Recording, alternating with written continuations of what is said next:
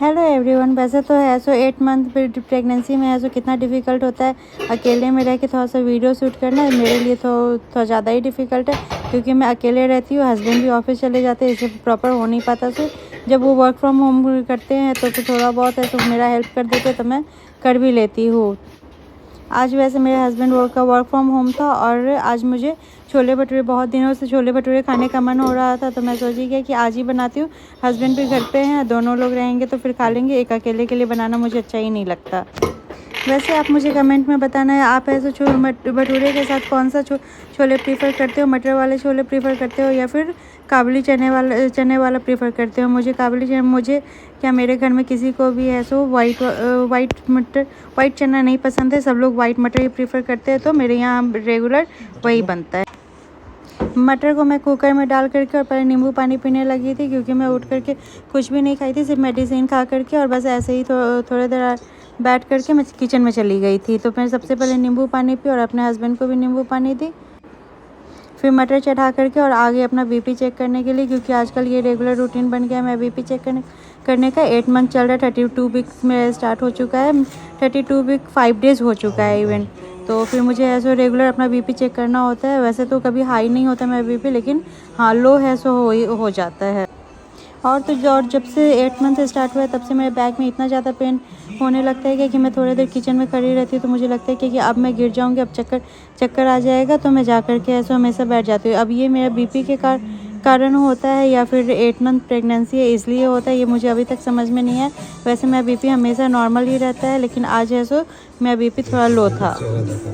वैसे तो सब बोलते हैं कि प्रेगनेंसी में बीपी लो नहीं होना चाहिए, लेकिन बीपी हाई भी नहीं होना चाहिए। तो मुझे नहीं पता कि मैं बीपी क्यों लो हो गया था, लेकिन फिर मैं आ गई थी किचन में और थोड़ा अब भटूरे का भी आटा मिला करके रख दी थी क्योंकि इसको ऐसे मैक्सिमम ऐसे 1 घंटे रेस्ट के लिए डालना ही होता है। वैसे तो प्रेगनेंसी में सब लोग वो बोलते हैं कि मैदा कम्प्लीटली अवॉइड करना है, डॉक्टर भी सजेस्ट करते हैं कि मैदा बिल्कुल भी नहीं खाना है। लेकिन अब मेरी क्रेविंग्स हो रही थी तो मैं थोड़ा सा अपने लिए बनाई थी, जिसमें मैदा सूजी दोनों मिला करके और आटा को अच्छे से नमक तेल में डाल करके और दही के साथ गूंद ली थी। भटूरे के आटा को फर्मेंट होने के लिए है सो उसमें कोई ईस्ट भी मिला देता है, इनो भी मिला देता है या फिर बेकिंग सोडा, बेकिंग पाउडर ये सब भी डाल देता है। लेकिन मैं यहाँ पे कुछ नहीं डाली थी, सिर्फ दही डाली थी और थोड़ा सा चीनी, नमक और तेल डाल करके और इसे ऐसे ही गूंद करके और 1 से 1.5 घंटा इसे रेस्ट पे रख दी थी ताकि ये अच्छे से है सो फूल जाए। क्योंकि जब हम भटूरे का आटा मिलाते हैं तो उसमें जो अगर सूजी डालते हैं तो उसे थोड़ा सा रेस्ट देना होता है ताकि वो अच्छे से फूल सके, नहीं तो फिर है सो वो अच्छे से नहीं फूलता तो भटूरे भी आपका बनाने टाइम नहीं फूलेगा। आटा गूंद करके और फिर मैं एक कप चाय पी। इसके साथ मैं कुछ खाई नहीं थी क्योंकि थर्सडे था तो बिना नहाए हैं सो नमक नहीं खाते हैं और मुझे चाय के साथ नमकीन बिस्किट ही पसंद है, मीठा बिस्किट मैं नहीं खाती हूँ। मेरे हस्बैंड हमेशा चिढ़ाते हैं चाय पीने के नाम पे, लेकिन फिर भी मैं थोड़ा बहुत पी लेती हूँ कभी कभी। और उसके बाद थोड़ा सा एक्सरसाइज की थी जो डॉक्टर मुझे सजेस्ट किए हैं नॉर्मल डिलीवरी के लिए, लेकिन पता नहीं आगे क्या होगा, ये मुझे खुद भी समझ में नहीं आ रहा है अभी तक।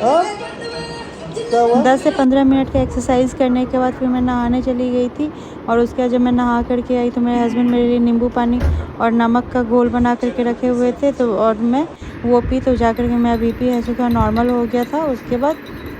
और वैसे भी जब भी मैं नहा करके आती हूँ उसके बाद तो लगता है कि क्या मेरे से खड़ा भी नहीं हुआ जाएगा, बस मैं सो जाऊँ। उस टाइम ऐसे मेरे अंदर इतनी भी हिम्मत नहीं होती कि मैं अपना बाल वगैरह बना सकूँ, लेकिन फिर भी मैं किसी तरह बनाती हूँ। और आजकल तो मैं पूजा और भी बंद हो गया क्योंकि एक अगरबत्ती जलाने में भी ऐसे मेरी हालत ख़राब हो जाती, मेरे से ज़्यादा देर उस टाइम खड़ा ही नहीं हुआ जाता। लगता है पता नहीं इतना वीकनेस क्यों आ जाता है नहाने के बाद मुझे। नहा करके मैं नींबू पानी पी करके और उसके बाद फिर है सो थोड़ा देर रेस्ट की 10 से 15 मिनट और फिर उसके बाद गई लंच नहीं ब्रंच बनाने के लिए, क्योंकि तब तक है सो 10 बज चुके थे और हस्बैंड भी बोलते हैं वो लेट ही खाते हैं क्योंकि ब्रेकफास्ट के टाइम वो मोस्टली है सो पपाया वगैरह ही खा लेते हैं और उसके बाद पपाया बनाना खा लेते हैं और उसके बाद है सो बोलते 10-11 बजे के अराउंड वो खाना खाते जब हम वो घर पे रहते तो। और मेरा भी यही रूटीन है। और वैसे भी जब ऐसे दीदी काम करके चली जाती है उसके बाद मैं मोस्टली खाना बनाती हूँ, सिर्फ और सिर्फ कटिंग और का काम पहले करके रख देती हूँ ताकि वो किचन अच्छे से साफ़ कर ले। और मुझे बॉयल करना था तो बॉयल करने में भी गैस वगैरह ज़्यादा गंदा होता है तो इसलिए मैं बॉयल करके भी पहले रख दी थी। नहा करके आई फिर मैं अपना छोला प्रिपेयर किया अच्छे से। मैं छोले बिल्कुल बिहारी स्टाइल में बनाती हूँ, जिसमें प्याज टमाटर की ग्रेवी ऐसे भून के बनाते हैं। और ऐसे बॉईल करने टाइम में कोई मसाला नहीं डाली थी, सिर्फ हल्दी नमक डाल करके बॉईल की थी। वैसे तो है सो इधर मैं देखती हूँ कि चाय पत्ती वगैरह सब कुछ डाल देते हैं। अगर मैं चना का छोला बनाती हूँ तो फिर मैं उसमें थोड़ा सा चाय पत्ती और गरम मसाला पहले ही डाल देती हूँ। लेकिन मैं यहाँ पे मटर का बना रही थी, इसमें मैश करके मैंने 2 आलू भी डाला था, लेकिन थोड़ा सा ये कोई कच्चा लग रहा था, तो मैं 1 सीटी और बनने के बाद उसे वो थोड़ा सा हार्ड लग रहा था, तो इसलिए मैं लास्ट में कुकर में डाल करके और 1 सीटी और लगा दी, तो ये अच्छे से और घुल गया था। और उसके बाद मैं भटूरे बेली और उसे छानी। भटूरे ऐसा बहुत अच्छा बना था और पूरा फूला बना था। मेरे हस्बैंड को भी बहुत अच्छा लगा। वैसे तो पता नहीं मार्केट का भटूरा क्यों इतना जल्दी हार्ड हो जाता है, वो प्लेट में आते के साथ तुरंत में ही हार्ड होने लगता है, लेकिन मेरा भटूरा बिल्कुल भी हार्ड नहीं हुआ था और बहुत ज़्यादा ही अच्छा लग रहा था, सॉफ्ट खाने में भी और क्रंची भी था साथ में। जब मैं अपने हस्बैंड को बोली थी मुझे छोले भटूरे खाने का मन हो रहा है, तो वो बोले क्या कि चलो मतलब बाहर खा लो। मैं बोली क्या कि नहीं, मुझे बाहर का हार्ड भटूरे नहीं खाना है, मुझे घर का बना हुआ खाना है, जो मैं खुद से बना करके खाऊंगी।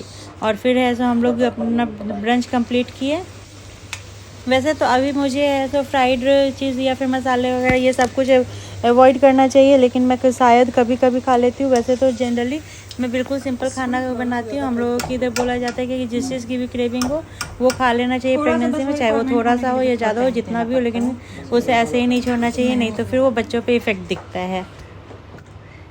और ये जो मटर के छोले होते हैं, ये मुझे राइस के साथ भी उतना ही पसंद है, पूरी के साथ भी पसंद है, और भटूरे के साथ तो ये फेवरेट है ही है।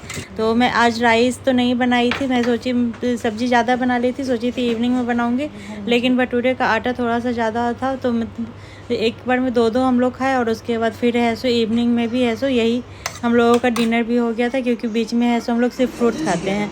भटूरे खाने के बाद है सो मैं 1 से 1.5 घंटे बाद मैं छाछ पी थी, क्योंकि उस समय डायरेक्ट मेरे पेट में जगह नहीं था, तो मैं नहीं पी पाई थी।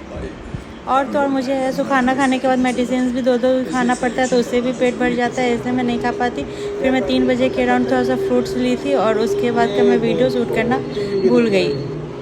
उसके बाद ऐसे भी कोई भी कुछ ज़्यादा प्रोडक्टिव काम था नहीं, तो मैं वीडियो शूट भी नहीं की।